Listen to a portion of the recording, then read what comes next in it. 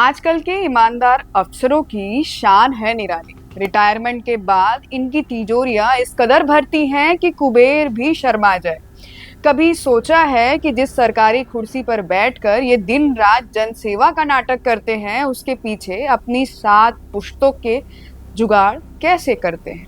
बस इसी सोच को पुख्ता करती है एक छोटे से अफसर की छोटी सी कहानी, जहां 14 करोड़ का बैंक बैलेंस और 9 प्रॉपर्टी बस एक सामान्य आय का हिस्सा लगती है।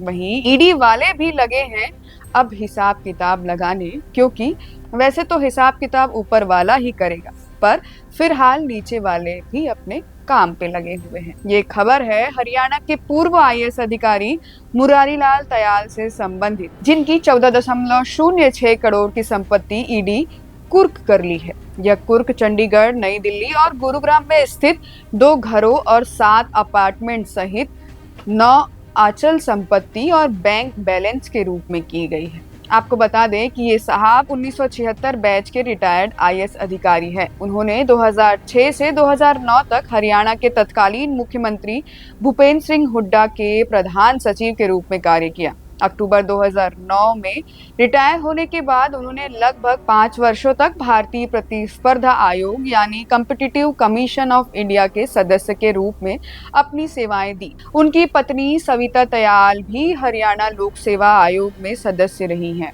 और उनके बेटे कार्तिक दयाल गुरुग्राम में प्रॉपर्टी ब्रोकर हैं।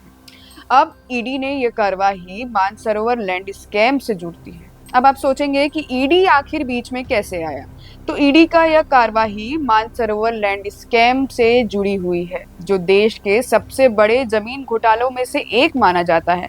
सीबीआई ने 2017 में दयाल और उनकी पत्नी और उनके बेटे के खिलाफ आय से अधिक संपत्ति का मामला दर्ज किया था।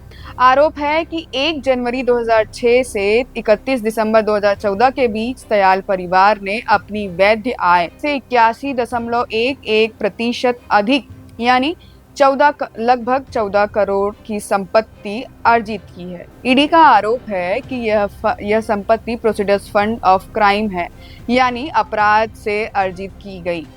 और आपको बताएं कि मानसरोवर लैंड स्कैम का मामला 2004 और 5 में शुरू हुआ, जब भूपेंद्र सिंह हुड्डा के नेतृत्व वाली हरियाणा सरकार ने मानसरोवर और गुरुग्राम के आसपास के इलाके में लगभग 912 करोड़ की जमीन अधिग्रहित करने के लिए एक अधिसूचना जारी की। इसका उद्देश्य औद्योगिक मॉडल टाउनशिप विकसित करना था। हालांकि आरोप यह है कि इस अधिसूचना का लाभ उठाते हुए निजी बिल्डरों और दलालों ने किसानों से लगभग 400 एकड़ जमीन बेहद कम दामों में खरीदी। उन्हें यह कहकर डराया गया कि सरकार बहुत कम दाम पर जमीन लेगी।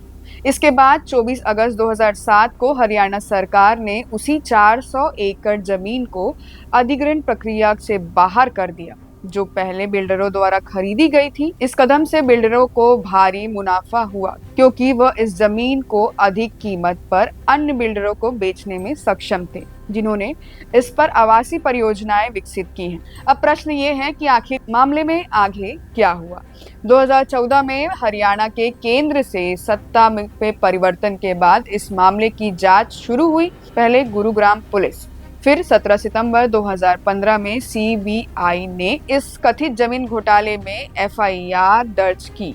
सीबीआई के चार्जशीट में भूपेंद्र सिंह हुड्डा और 33 अन्य लोगों के नाम भी शामिल थे, जिनमें मुरारी लाल दयाल भी शामिल थे। सीबीआई ने आरोप लगाया कि किसानों को लगभग 1500 करोड़ का नुकसान हुआ है। इस मामले में न्यायिक प्रक्रिया अभी भी जारी है। 2018 में सुप्रीम कोर्ट ने अधिग्रहण प्रक्रिया को रद्द करने के फैसले पलट दिए, जिस पर हाउसिंग प्रोजेक्ट बन रहे थे। हालांकि मुरारी लाल दयाल के खिलाफ ईडी ने यह कार्रवाई एक महत्वपूर्ण कदम है, खासकर तब जब सीबीआई द्वारा चार्जशीट दाखिल होने के बावजूद केंद्र के डीओपीटी और हरियाणा सरकार से उनके खिलाफ कानूनी कार्रवाई आगे बढ़ने की अनुमति नहीं मिली थी। यह मामला अभी भी जांच और मुकदमे के प्रक्रिया में है और इससे जुड़ी आगे की जानकारी की प्रतीक्षा की जा रही है। इस मुद्दे पर आपकी क्या राय है, हमें कमेंट करके बताएं।